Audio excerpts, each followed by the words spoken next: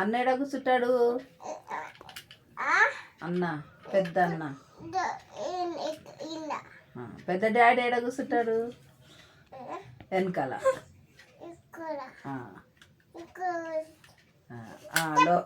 అట్లా కూర్చోగా టప్ మంచి డోర్ పెట్టాయి. ఇక పోదాం.